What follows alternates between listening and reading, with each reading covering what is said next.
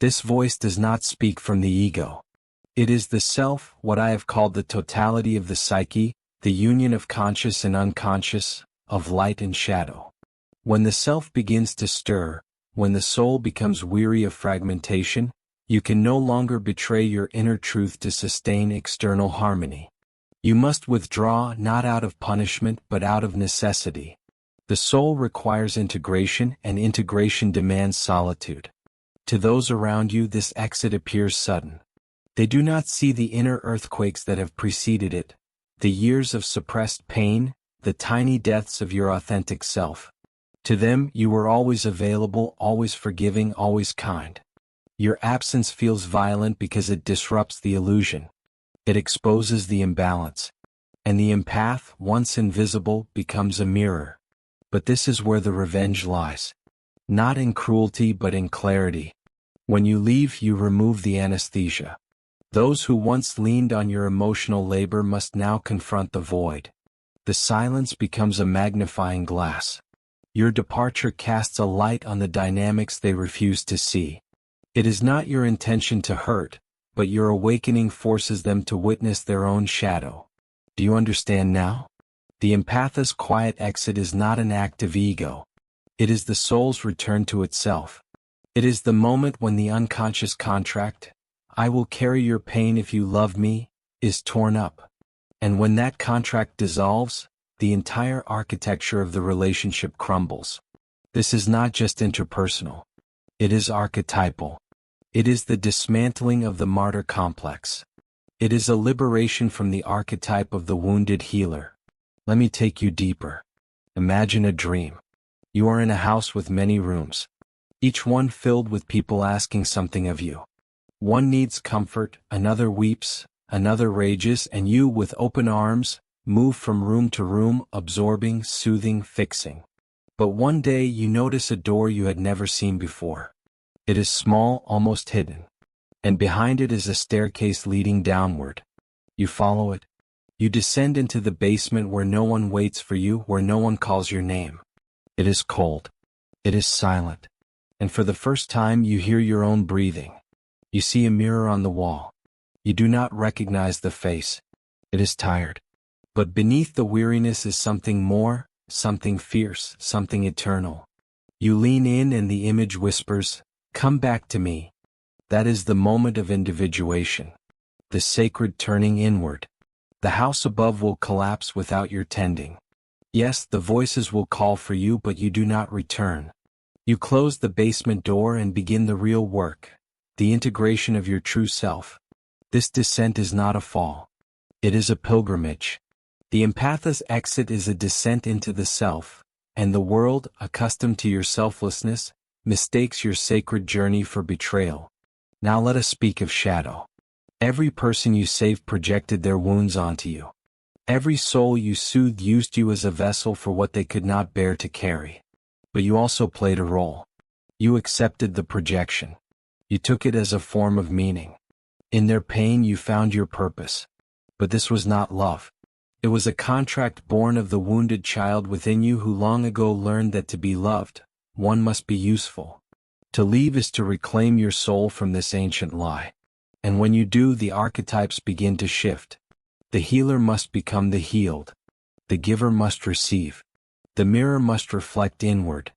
This reversal causes disruption in the psyche of those who once depended on you. They are forced to meet parts of themselves they had disowned. And some will hate you for it. They will call your exit betrayal. They will rewrite the story so that you become the villain. Let them. Do not argue. Do not explain. Silence is the language of transformation. When you walk away without a scene, without a scream, without a final plea, you break the spell. You refuse to perform the role.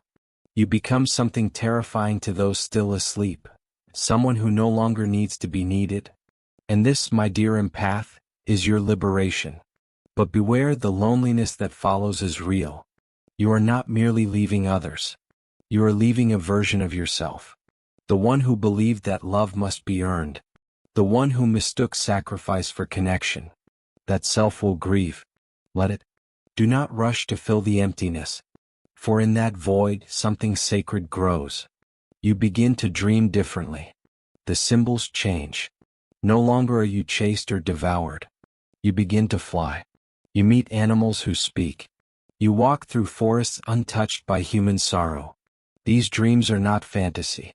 They are messages from the unconscious. They signal that the psyche is healing, that your soul, long silenced, is singing again.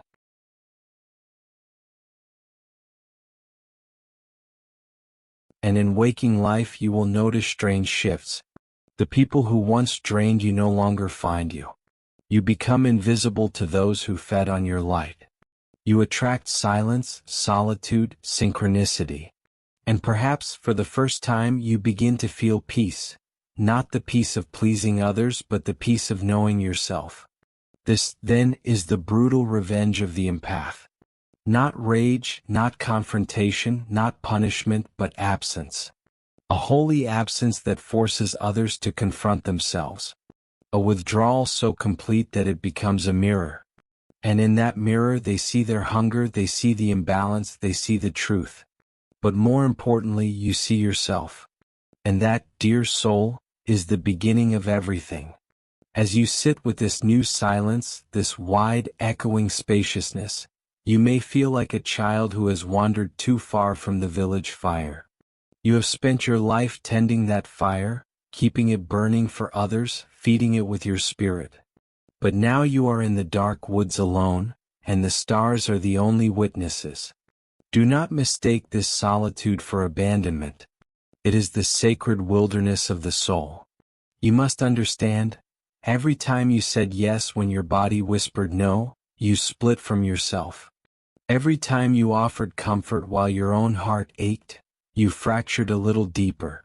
Every time you absorbed someone else's pain in order to avoid conflict, you carved space out of your being and filled it with what was not yours. These were not small wounds. They were death by 1,000 soul cuts. And yet no one saw them bleed. Now that you've withdrawn, now that your exit echoes louder than your presence ever did, those same people begin to feel the absence. Not because they loved you fully, but because your function has ceased. Your presence was never neutral. You were the unspoken support beam, the invisible emotional infrastructure. And now, with you gone, the whole architecture begins to crack. They will not know what to call this sudden emptiness. Some will call it abandonment. Some will name you cold. Some will say you changed. But you and I, we know the truth. You did not change. You remembered. You remembered that love without self is martyrdom. You remembered that sacrifice without mutuality is servitude. You remembered that your life, your light, your peace were not born to be endlessly siphoned by those who fear their own darkness. Your quiet exit is a sacred return. Let us descend again into the underworld of symbols. For every soul in the world carries an archetypal pattern, a divine blueprint that speaks in dreams, in synchronicities, in instinct. The empath often carries the archetype of the wounded savior. You learned early, perhaps in childhood, that peace comes from fixing others, that safety is earned by being indispensable. This pattern lodges deep in the unconscious and repeats itself in every relationship. But here is the paradox. In saving others, you abandon yourself. In healing others, you ignored your own bleeding. And the soul, your true self, your indwelling spark, will not tolerate this forever. It will begin to rebel. First in whispers, then in dreams, then in breakdowns that feel like betrayal but are actually breakthroughs. You may find yourself crying for no reason. You may begin to feel suffocated by spaces that once felt comfortable. You may begin to say no without explanation. This is not weakness. This is the birth pang of wholeness. You are being summoned back to yourself. And make no mistake, this return will cost you everything that was built on false identity. The friendships that depended on your silence.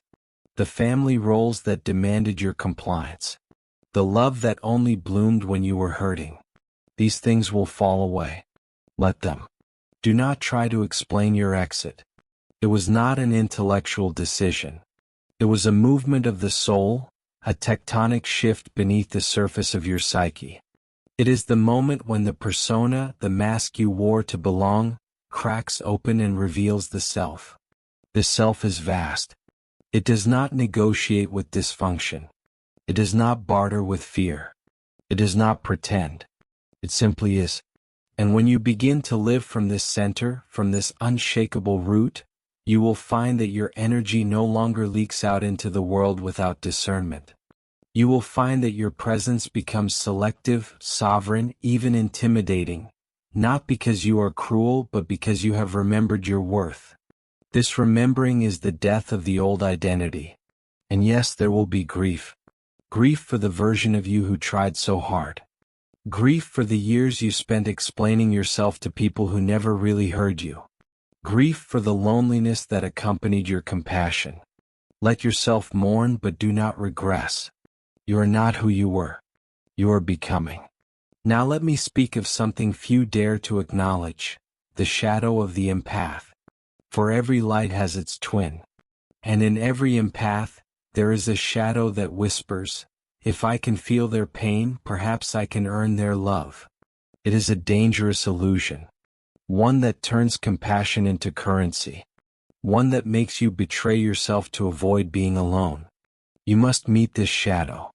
You must face the part of you that is addicted to being needed. The part that confuses validation with intimacy. The part that fears deep down that without service you are nothing. This is not an easy confrontation, but it is essential. Because if you do not meet your shadow, you will continue to recreate the very dynamics that drain you. You will leave one taker and attract another. You will end one-sided bonds only to step into the next. Not because you are doomed, but because the unconscious is seeking completion. It repeats until it is resolved.